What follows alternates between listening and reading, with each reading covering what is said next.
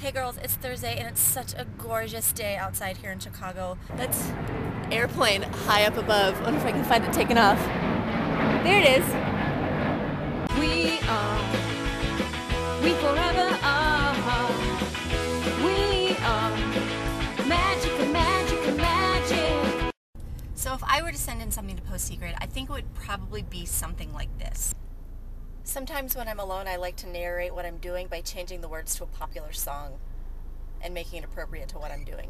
An example, one that came up recently, was I don't think you're ready for grape jelly. I don't think you're ready for grape jelly. I don't think you're ready for grape, 'cause my sandwich is too delicious for you, babe.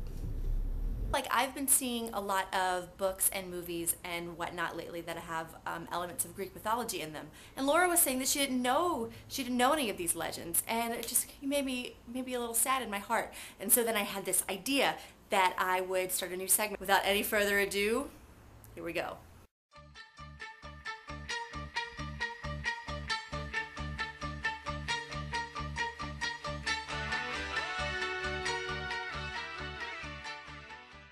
So this is the story of Perseus. It starts off in Greece in a land called Argos. There's a king there named King Perseus, and he has a beautiful daughter named Danae. He went and took her to see the oracle, and the oracle was like, well, it's cool you like Danae and you like your daughter and all, but she's going to have a son and the son's going to kill you. The only way to escape the prophecy would be to kill Danae, and he didn't want to kill his daughter. Instead, he built a big brass room, kind of underground, but it opened up to the sky above. Big brass room, and he put her in it, and she lived there. Zeus, the king of the gods, so Zeus saw her down there in her room and instantly fell in love with her and wanted to go hang out with her. So he decided to go to her in the form of golden rain. Yes, Zeus went to Danae in a golden shower. Here's my depiction of it. This is Danae in her room. See, it's underground.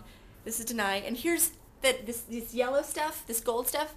It's Zeus shower, and lo and behold, that golden shower got her pregnant. Gross. She has her baby, and suddenly her father's Perseus is like, what the hell? How did a baby get in here? Is this your baby? Who's the baby daddy? And she's like, hey dad, Zeus got me preggo. And so Perseus is like, well fuck, well here's the kid that's apparently going to kill me, so what the hell am I going to do? He decided to build another tiny box, but it's kind of more of a boat, and put them out to sea. There's Danae and there's tiny Perseus. That's Perseus is her baby. So they watch them on an island, and they get found by this fisherman guy named Dictys. D-I-C-T-Y-S, Dictys, and Dictys is awesome. Dictys has a brother, and you know what his brother's name is? Polydectes. Polydectes is the king of this island nation.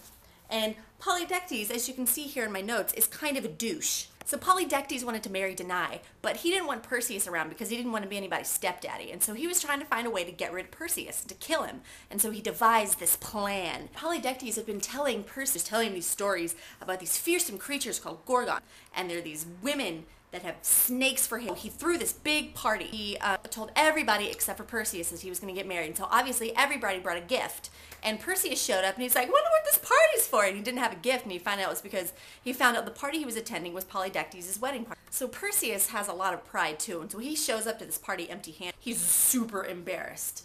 He stands up and he says in front of everybody, he's like, okay, Polydectes, I know everybody got you these great gifts, but I am going to get you an even better gift. I'm going to fetch you the head of Medusa, one of the 3 Gorgons. At some point, Perseus is wandering around, probably being a little bit pathetic, and both Athena and Hermes are just like, okay, we've got to help this guy out. Hermes gave him a sword to attack Medusa with, and then Athena shows up, and she's like, hey, guy, here's this really shiny bronze shield. Why don't you use this stone? But if you look at her in this reflection, then you're not going to turn to stone, and then you can see her when you kill her.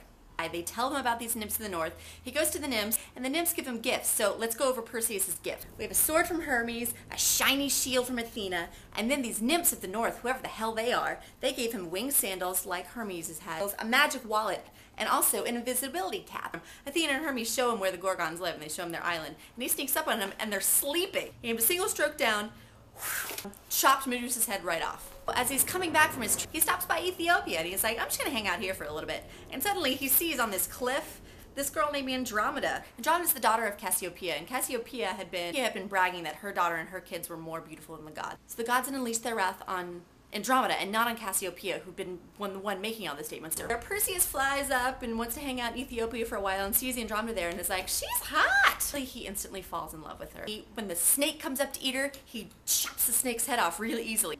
Perseus took Andromeda back to her parents, said, hey, can I marry her? And they're like, that's cool. So the night he comes back, and Polydectes and all of his courtiers and all of his servants and all of his nobles were there having some kind of banquet. And Perseus just walks in and he opens his magic wallet, pulls out the head of Medusa. He turns everyone in the room to stone.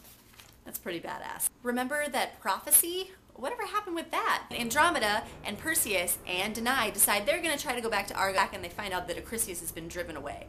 They heard eventually some king of Larissa was having an athletic contest. Perseus goes to this athletic competition just to go hang out, and he decides to just go casually throw a discus. And what do you know? Acrisius is there just trying to watch some sports. Perseus' discus goes all rogue and fucking kills Acrisius. And so there, Apollo's oracle proved true. And that's the end, and that is the legend of the hero Perseus for you. I hope you enjoyed it.